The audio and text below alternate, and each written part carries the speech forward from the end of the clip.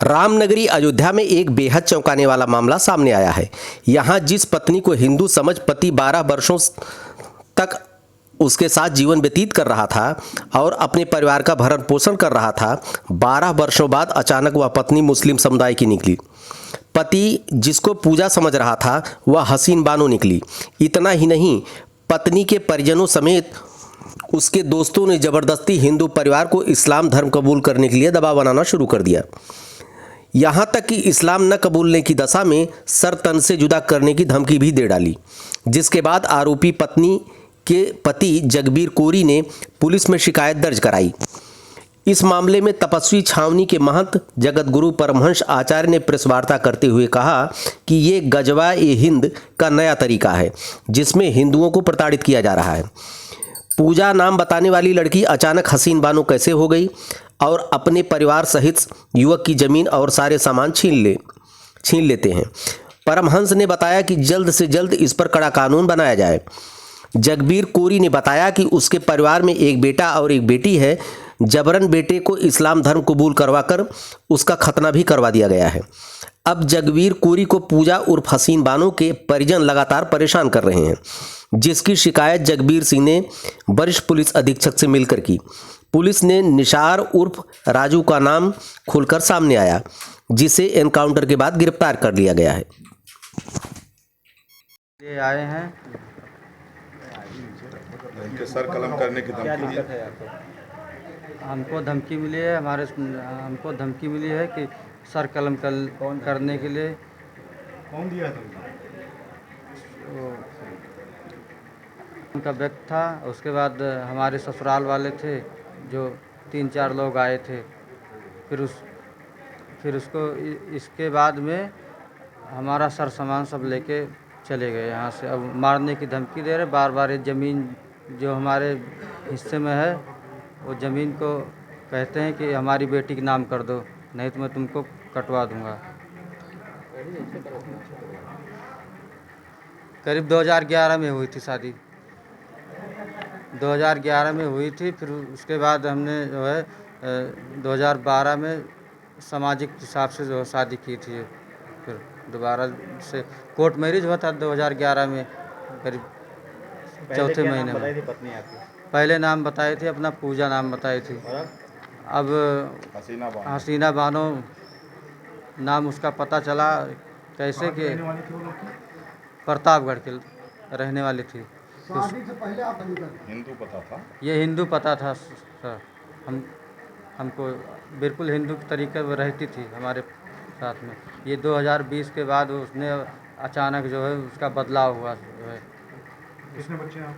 2 बच्चे हैं। पहला बच्चा लड़का है, वो 10 साल का है इसमें, और दूसरा बच्चा लड़की है, वो 8 साल की है। लड़के खतना भी हो गया है? जी, लड़के को खतना भी करवा दिए हैं। 4-5 महीना बाद पता चला हमको जो है, तो हम उस पर बहुत गुस्सा। आपके साथ नहीं रहती क्या वो? नहीं, अब इस समय नहीं है, लेकिन जब खतना हुआ तब आपके साथ थी वो? नहीं, वो अपने मायके गई थी, वहीं सब जो करवाया जो है। फिर उसके बाद हमको आज जब वो मायके से वापस आए घर, तो हमने जो है 3-4 महीने बाद हमको पता चला ये बात। तो हम कभी वहाँ गए नहीं जो है।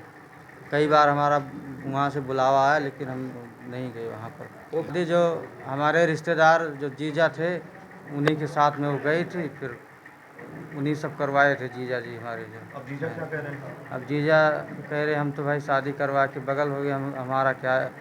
2-4 साल का बात होता तो बात अलग होती।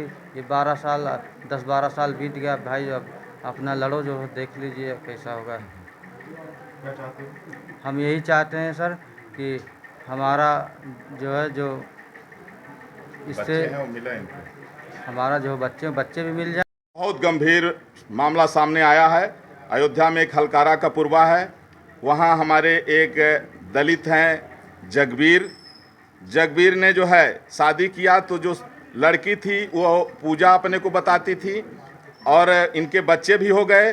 बाद में उसने जो है तो बच्चों का खतना करा दिया और उसके परिवार के लोग आ गए, इनको मारे पीटे, इनका धन लूट के ले गए और इनका सर कलम करने की बराबर धमकी दे रहे हैं। पता लगा कि जो पूजा बताने वाली लड़की थी वह पूजा नहीं, वो हसीना बानो थी और ये गजवा-ए हिंद का एक नया तरीका, एक नया जिहाद, हिंदुओं को नस्त नाबूद करने का एक नया तरीका जो है तो खोजा गया है। इसलिए अभी तक तो लोग सुनते थे कि खाने पीने की चीज़ों में ये लोग जो है तो थूक देते थे, गंदगी डाल देते थे बेधर्म करने के लिए। अभी तक जमीन जिहाद, लव जिहाद और फिल्म जिहाद, तमाम तरह का चिकित्सा जिहाद, लेकिन एक ये नए तरह का जिहाद सामने आ गया है गजवा हिंद के लिए। इसलिए मैं शासन प्रशासन से मांग करता हूं, केंद्र सरकार और स्टेट गवर्नमेंट से, कि इस तरह की जो घटनाएं हैं इन पर जो है इनकी पुनरावृत्ति ना हो, इन पर रोक लगे और ऐसा कानून बनाया जाए कि जो लोग लव जिहाद कर रहे हैं और सामूहिक बलात्कार करके और बच्चियों की हत्या कर रहे हैं, उनको 24 घंटे के अंदर सुनवाई करके चौराहे पर फांसी दी जाए, ताकि लोगों में भय हो। अब अगर कोई गरीब घर की बेटी है तो कोर्ट कचहरी का चक्कर काटते काटते माता पिता थक जाते हैं, वो शांत होकर बैठ जाते हैं। उस बेटी को इंसाफ मिलने में बरसों लग जाता है। इसलिए देश की रक्षा के लिए, संस्कृति की रक्षा के लिए, संविधान की रक्षा के लिए और महिलाओं के सम्मान की रक्षा के लिए आवश्यक है कि अब सख्त से सख्त ऐसा कानून बनाया जाए जिससे पूर्ण रूप से धर्मांतरण पर रोक हो, जिहाद पर रोक हो, और जिनके पूर्वज हिंदू थे उनको घर वापसी करने के लिए सरकार छूट दे और उनकी सुरक्षा की जिम्मेवारी ले, उनके रोजगार की जिम्मेवारी ले। और मैं गारंटी लेता हूं कि जितने भी ईसाई और मुस्लिम हैं, एक भी कोई ऐसा नहीं बता सकता है कि जिसके पूर्वज कभी भी हिंदू न रहे हों और उनको हिंदू बनाया गया हो। लेकिन 100% मैं बता सकता हूं, भारत में जितने ईसाई और मुस्लिम हैं सब कन्वर्टेड हैं। सब हिंदुओं से जो है किसी तरह से ये षड्यंत्र करके, ये लोग लोभ लालच दे करके या डरा करके, धमका करके हिंदुओं को कहीं ईसाई बनाया जा रहा है, कहीं मुसलमान बनाया जा रहा है, कहीं बहन बेटियों की हत्या की जा रही है और कहीं सर काटने की धमकी दी जा रही है। ये लगातार जो घटनाएं घट रही हैं, हम संविधान के दायरे